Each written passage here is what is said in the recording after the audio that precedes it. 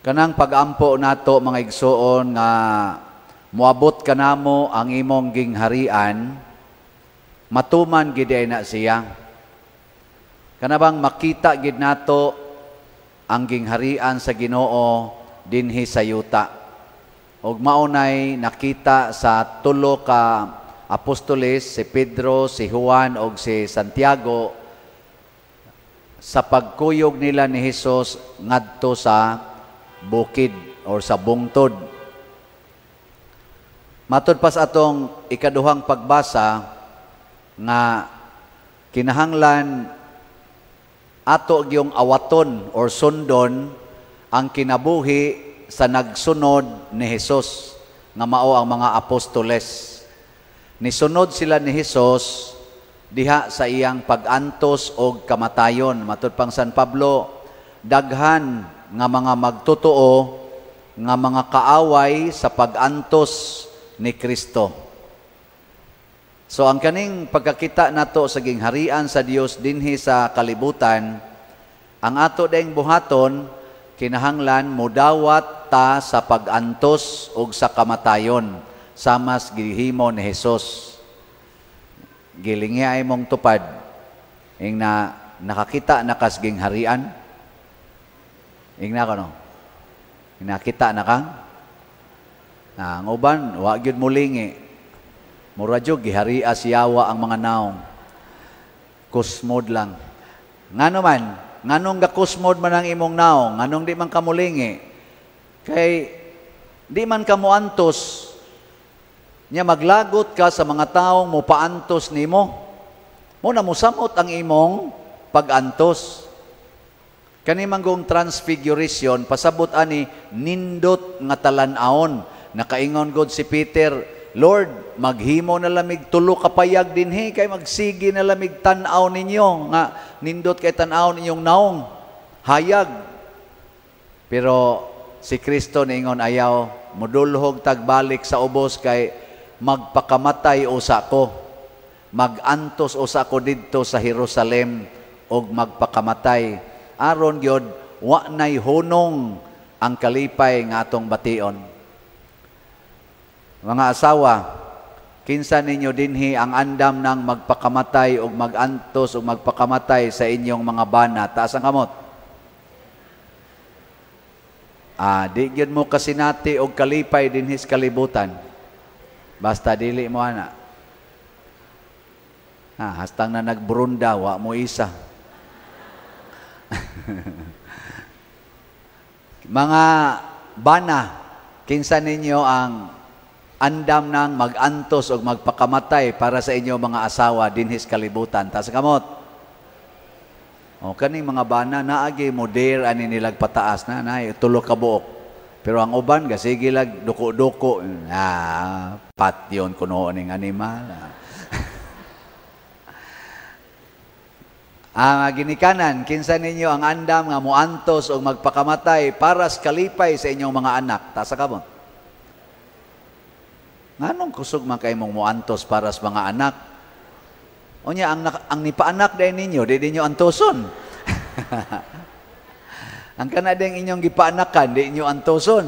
Ay, mga tigpakaroon ingnon mo eh. Mga igsoon, ang kalibutan, mubati gid na siya basta naana ng sala.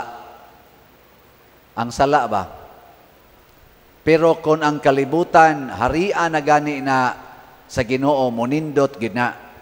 So, unsa may itong buhaton? Atong buntugon ang sala. Maunay purpose pag-anhi ni Kristo sa kalibutan, gibuntog niya ang sala. He conquered sins. Nganong iya manggi buntog ang sala? Kay nahigugma siya sa mga makasasala. Kinirong nahitabo nga si former President Duterte tuana na priso nas ICC.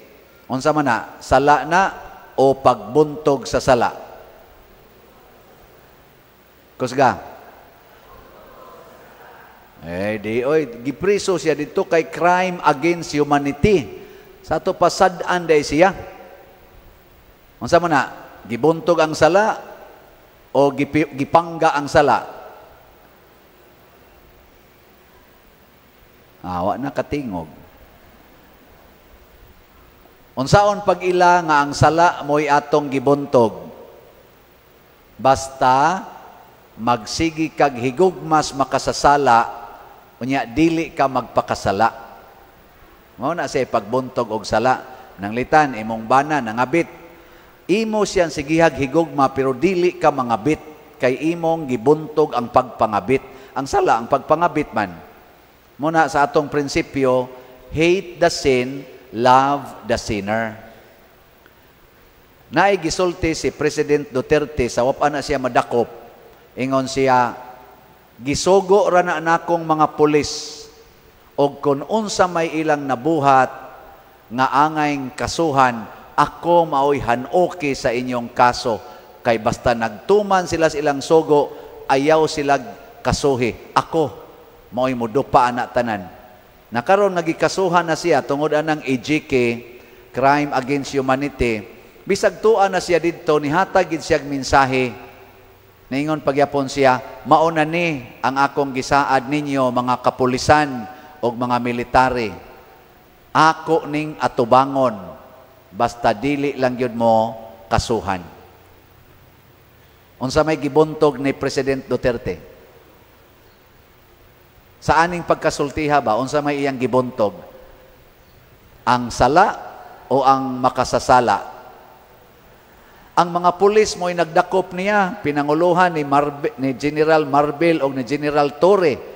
Ang mga pulis nga iyang gisaaran nga ako'y mudupa ninyo sa inyong mga kaso, mao'y nidakop niya, mao'y nibabag sa iyang anak nga dili makasod, mao'y nibabag sa mga lawyers nga dili makasod, mao'y mipugos niya pagpasakay sa eroplano bisan og wa pa siya makaistorya og lawyer or wa pa siya mapaatubang og competent judicial authority. Ang mga pulis nga iyang gisaaran. Pero iya ra gyapon gipadayog sulti, mauna ni mga pulis, mga military, mao ni akong giingon ninyo nga ako gyud mong duphan. Nindot no? Pero ako moingon ha nga sakto na kang President Duterte, kamo na lay pamalandong. Unsa may mga sala nga nias atong katilingban karon dinhi sa Pilipinas, gauna gyud ang drogas. Drogas. Kung imo nang atakihon ang drug addiction, atakihon sa kas mga drug addicts. Atakihon pagyud kas mga drug lords. Ikaduhang sala nga naas atong katilingban karon, kining graft and corruption, pangurakot. Atakihon na nimong graft and corruption, patyon gyud kas mga kurakot. Sunod, kaning terrorism, terorista. Sama na mga NPA, nga magpahimos sa atong nasod. Imo ganin ang atakihon, amo baos gyud na. Ikatulo, kaning immorality. Ano bang siging kinabitay, siging same-sex union, prostitution, unsa pa na dihang uban, premarital sex. Imo ganin ang atakihon ang immorality, masuko gina atakihon sa gana. Katulang gikabit ni Herodes ang asawa siyang igsuon, si Herodias, giatake man ni Juan Bautista ang iyang pagpangabit. Gipriso si San Juan Bautista, pagkadugayan, giputlan gyud liog. Immorality ba? Bekaron, kinsa ninyo dinhi ang moingon, sugod karon pader, at takihon na gid nako ang mga sala nga naas akong kinabuhi. Taas ang kamot. Adi mo? Uy, unsa man da inyong gusto? Kamo mo'y atakihon sa sala. Maura ba na nakapabati sa atong katilingban ang sala? Ilhana nimo ang mga leaders nga muatake og sala. Ngano man, kung maglingkod na sila sa ilang katungdanan, madinhi man sa simbahan or sa gobyerno, doon na dayoy kalinaw, naa dayoy kahiusa, naay kauswagan, og labaw tanan, naay kalipay. Nga bation ba? sa katilingban. Dili tingali perfect, pero mao ginay mahitabo. Sige, analyze ko no sukad paglingkod ni President Marcos Sr. Doon na ba'y kalinaw, kalipay, kauswagan, o kabalaan? Ano sa to? Kalinaw, kahiusa, kalipay, o kauswagan? Paglingkod ni President Cory Aquino, doon na ba'y kalinaw, kalipay, sa tong usa? Kahiusa, o kauswagan? Paglingkod ni, sa ito'y kasunod ni, Ramos, ni President Ramos, doon na ba'y kalinaw, kalipay, kahiusa, o kauswagan sa Pilipinas? Paglingkod ni Estrada, irap ba to? Sunod? Doon na ba'y kalinaw, kalipay, kahiusa, o kauswagan? Hinumdumi lang, kamong mga tiwasono na. Mauato man yung panahon.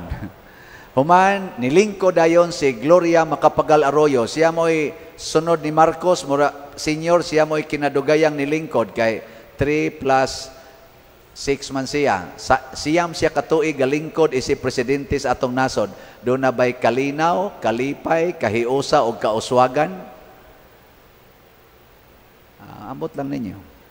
Sunod, nilingkod si Pinoy. Anak ni Cory. Doon na ba'y kalinaw, kalipay, kauswagan, o sa patong usa? Kahiusa? Ambot lang. Kamu nalay analyze. Human, nilingkod dayon si President Duterte. Doon na ba'y kalinaw, kalipay, kahiusa, o kauswagan? Ay nalamog tubag. Kamu nalay analyze. Nganong mutubag manggid mo?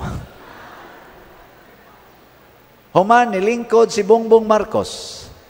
Mga 3 na kabuan at tuig karon. Doon na ba'y kalinaw, kalipay, kahiusa, o kauswagan? Manindog ta.